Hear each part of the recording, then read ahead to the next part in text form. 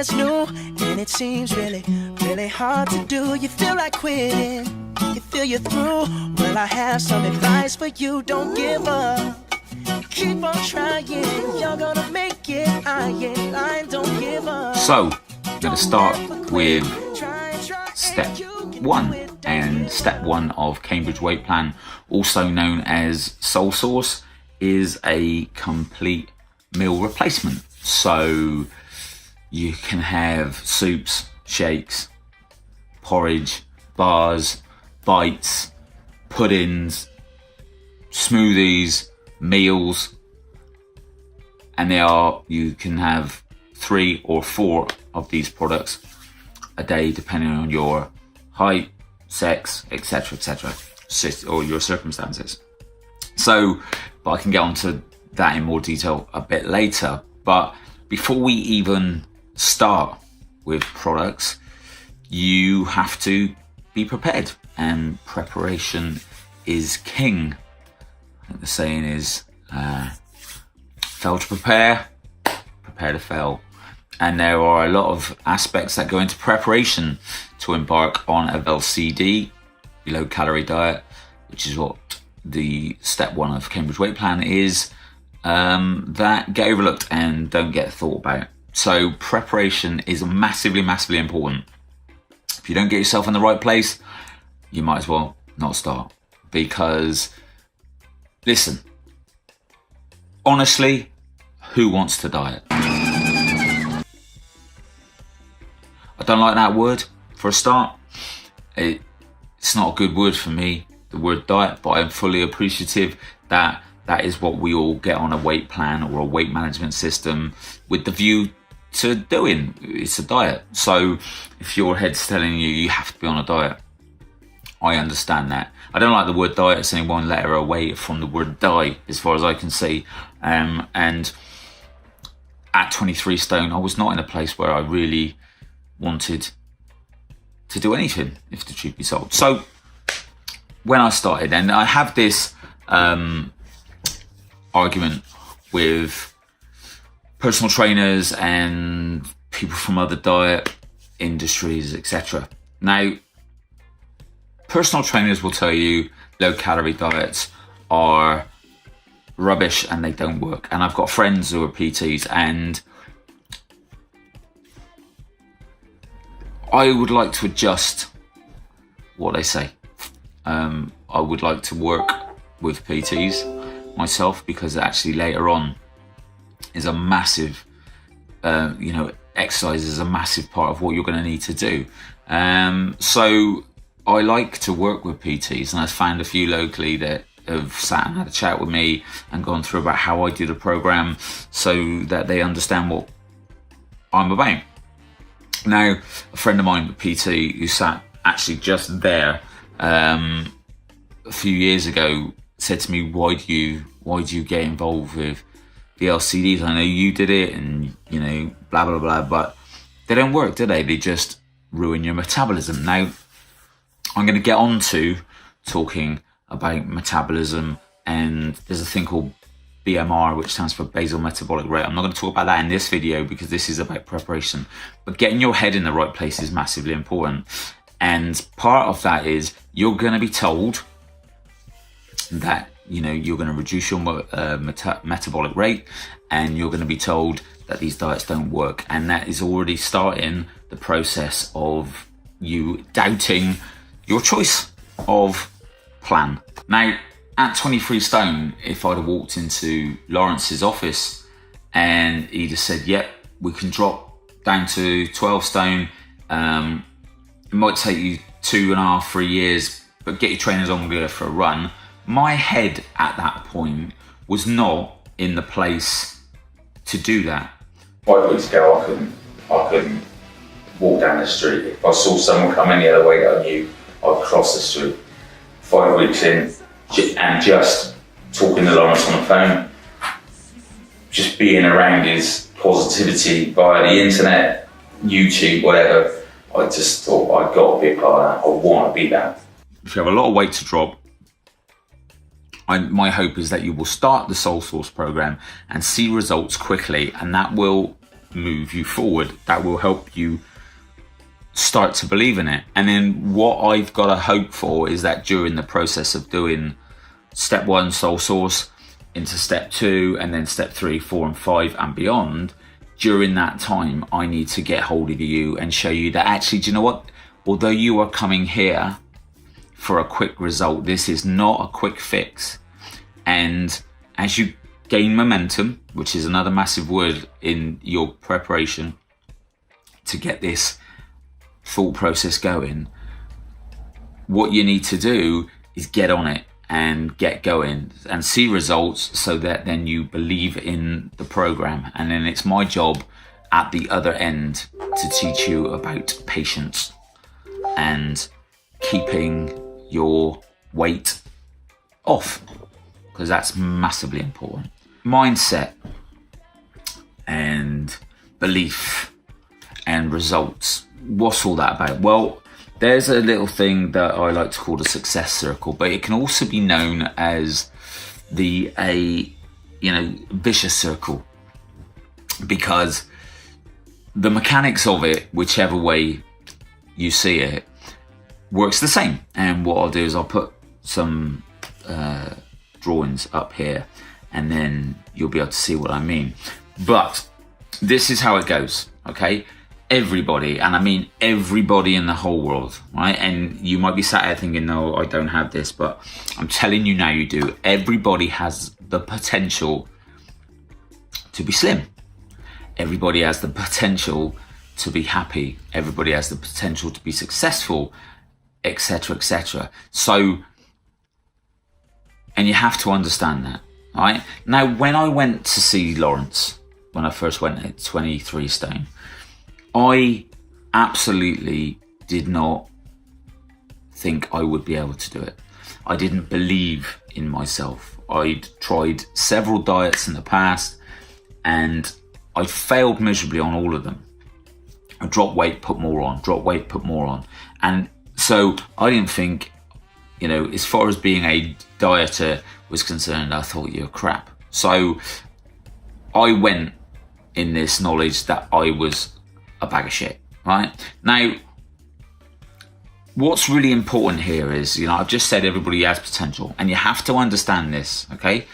I drove 3.5 hours to London to see my consultant because I had read lots about the product. I'd seen other people drop unbelievable amounts of weight on the product. So I was like, well, that stuff works, doesn't it? Whether it's magic powder or whatever, this is what was going through my head. I thought that product has the potential to get me slim. Even though I don't believe in me, and even though I think I won't be able to do it and all the rest of it, that product has the potential to get me slim. So put that aside. Then I thought, well, I've met this crazy black dude up in Brixton in London, Lawrence Brown, who completely inspired me, beyond, I'd never been inspired before. And he, just through watching him on YouTube and being around his positivity, and I was like, this guy is awesome. He's like superhuman. And I had seen him get lots of really good results using Cambridge Weight Plan, not only with himself, but with lots of clients. So potentially, with that product and that coach, there was the potential for me to get slim, even though I didn't believe in me. Now I can remember going and speaking to Lawrence, and I said this to him. I said, I believe in the product and I believe in you. Me, not so much. And he went, whatever. He said, just do as I ask you to do. Just do as I ask you to do, right? Now in my head, unbeknown to him at the time, but in my head I thought, do you know what? I'm going to prove you wrong. Because I'm going to be the one person in this whole planet that you can't get to goal. I'm going to be the person who's going to do the plan 100% and prove to you that it won't work for me. Because that actually would make me feel better about it, because then I'd have a reason for never doing it. So I thought, right, I'm going to do exactly what he tells me to do. So I took massive action. I did the plan, and I wasn't going to see him again for another 4 weeks. So I did the 4 products a day. I smashed 4 litres of water a day. I had black tea, black coffee, nothing else. And I just stuck to the plan religiously, because I thought if I don't stick to the plan religiously, I can't go back to him, look him in the eye and tell him I've done it 100% and it's not worked, because that wouldn't be proving anything. Because if I didn't do it 100%, I wouldn't be proving that it doesn't work. So I did it 100%, right? So I took massive action. When I went back for my first weigh-in, I had dropped 2 stones in weight. And I was like, wow, this shit works. So then from my massive action, I got a massive result, which was like, wow, this is unbelievable. And then I was like,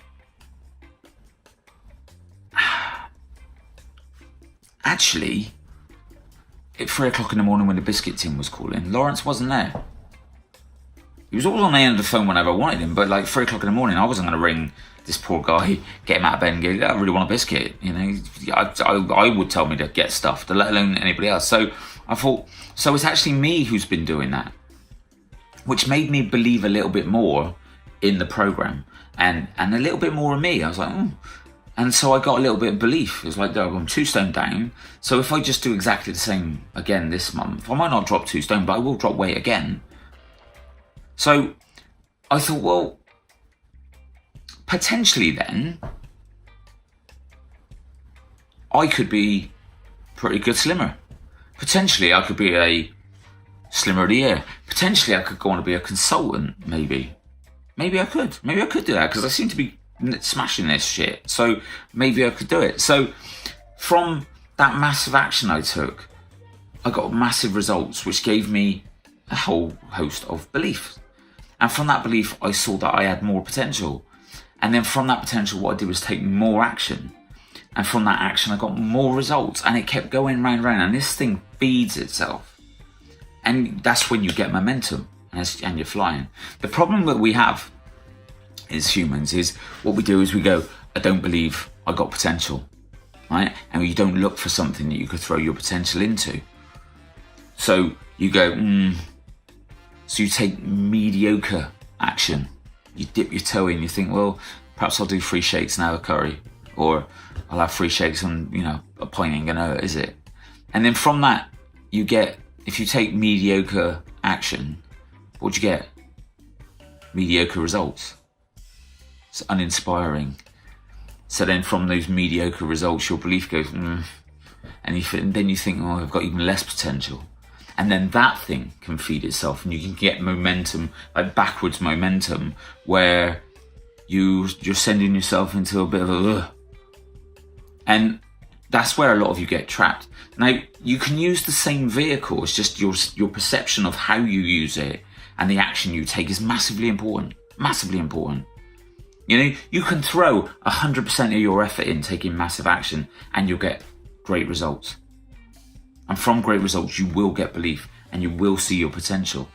And if you just keep putting in massive action in the right way, that thing will feed itself positively and it will help. Now, the other issue I have with food addicts, and when I say that, I've been ridiculed for calling people food addicts. Okay? And the truth is, there are some of us out there that is what we are. You can call us foodies or whatever. Now, the problem with food addiction is it's not taken seriously. People could just stop eating, you an idiot. But the problem there is, look, if you walk down a road with a needle hanging out of your arm, people will go, hang on a minute. But if you're fat and you're walking down a road with a burger in your hand and a can of Coke, nobody says a word because it is an acceptable drug and it's an acceptable addiction. And it's the hardest one. And I work, in my other work, I work with drug addicts, I work with alcoholics, etc., etc.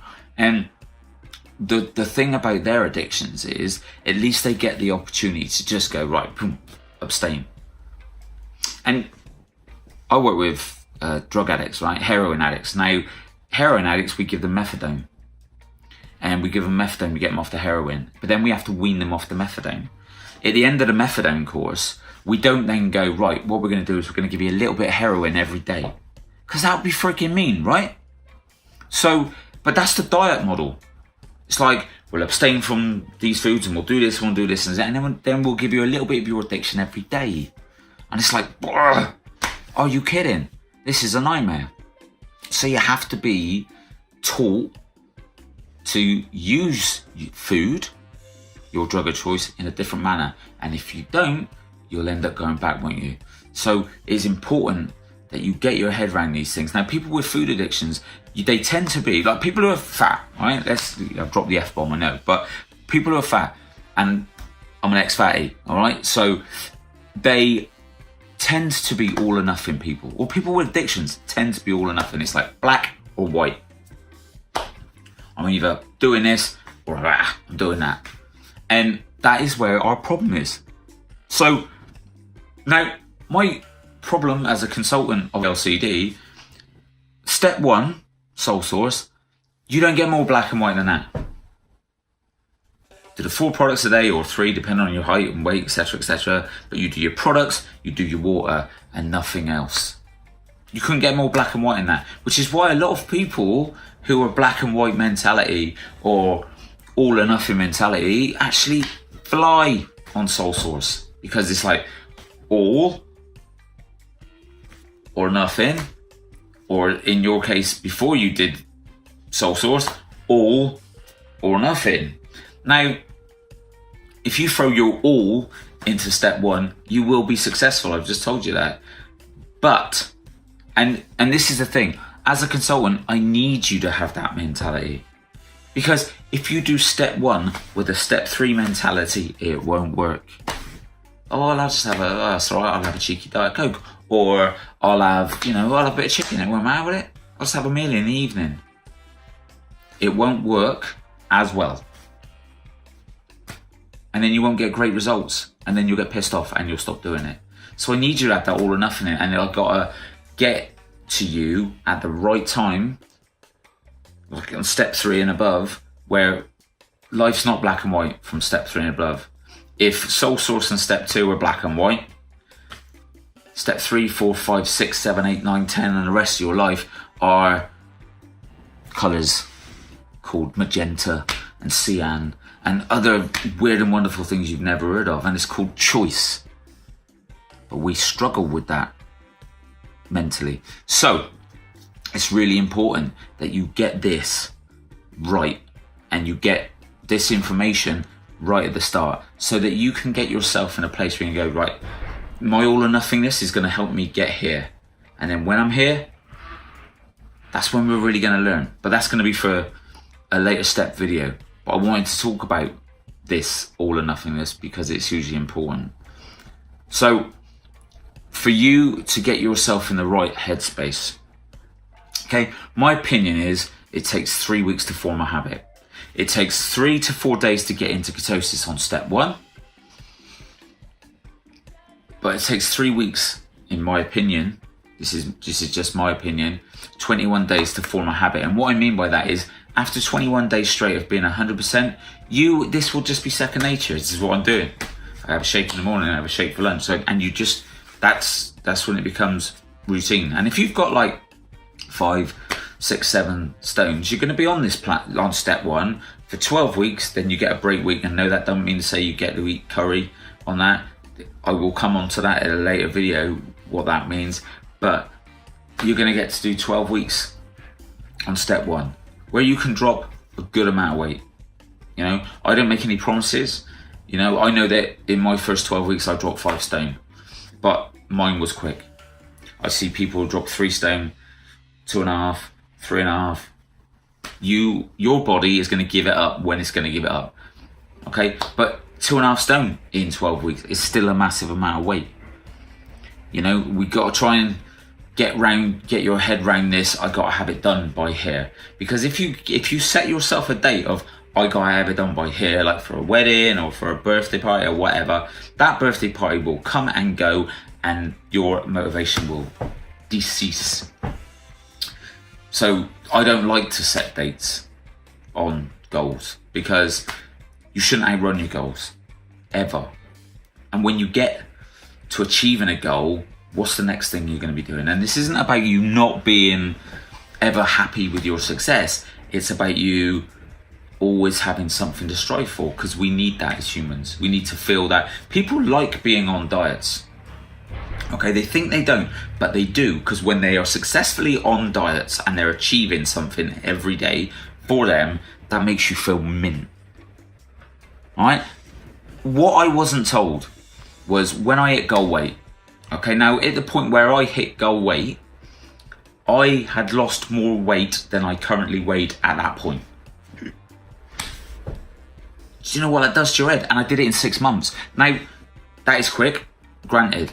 I did it in 6 months. My head was not ready for that. 6 months, it was so quick that my head didn't have a chance to catch up. Fortunately, I dealt with my stuff. But the thing being is like when I hit goal weight, and I've said this to lots of people who might be watching this, but Rocky wasn't playing in the background.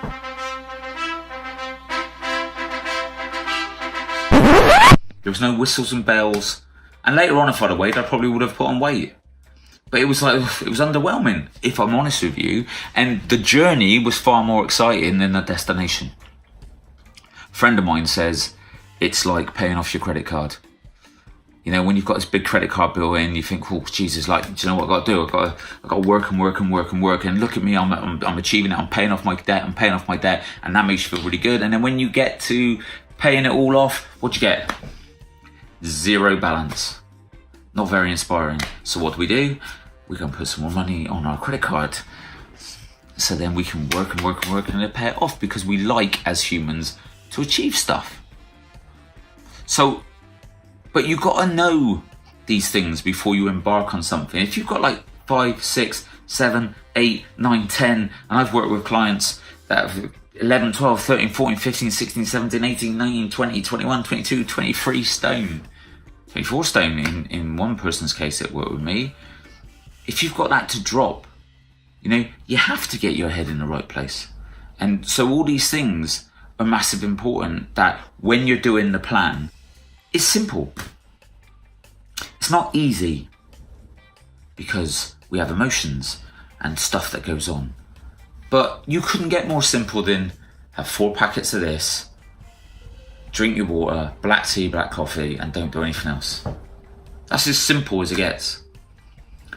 But the emotions and the stuff that goes with it, and where you can get to, and how you can overcome these hurdles and achieve, that's the bit that everybody needs help with. So this video has already been longer than I would like it to be. And there's lots more to talk about. And we haven't even discussed the actual plan. But this preparation bit, getting your head around what you're about to do, is massively important. So I hope you take some of this on board. And if you're ready, if you're there, you're like, booking in to see my consultant, and I'm going to get on this plan tomorrow, and that, great, I'm glad. But just have a little think about these things. What is it you want? I ask people all day, every day, what do you want? And they go, I don't want to die. I don't want to feel like crap. I don't want to not be able to get in my clothes. I just don't want, I just don't want this shit anymore. I go, okay, cool. But what do you want? And they go, I just told you. I go, no, you haven't. You've given me a long list of stuff you don't want.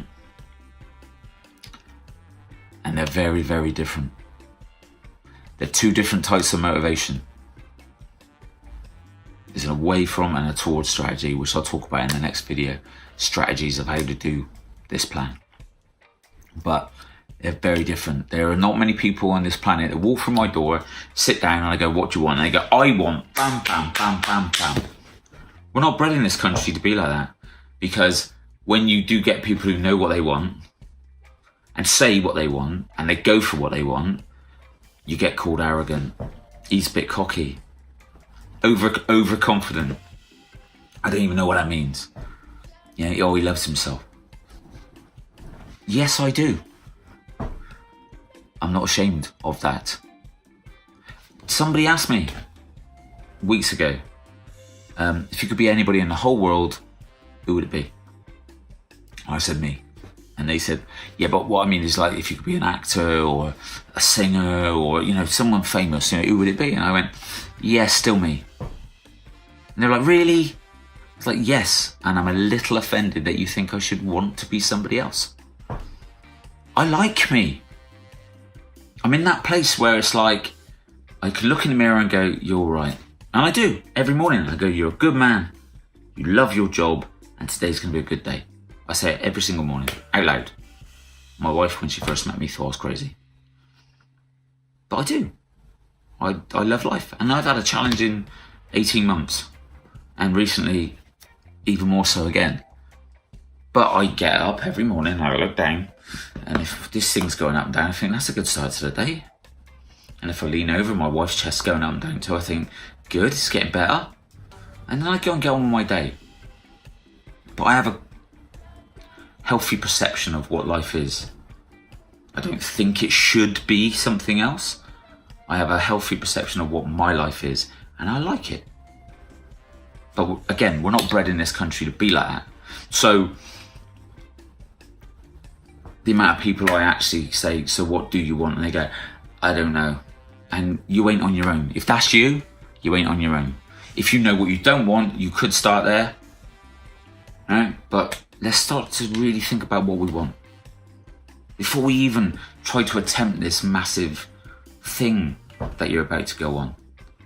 Anyway, like I say, this video's gone on longer than I wanted to because I do ramble on. The next one will be coming up and it will be about something else. So hopefully that's made you think a little bit. Cheers. Don't think you can skate at all. You get back up and then you trip. You skip and tip and slip and flip. Well, try some more. And soon you're skating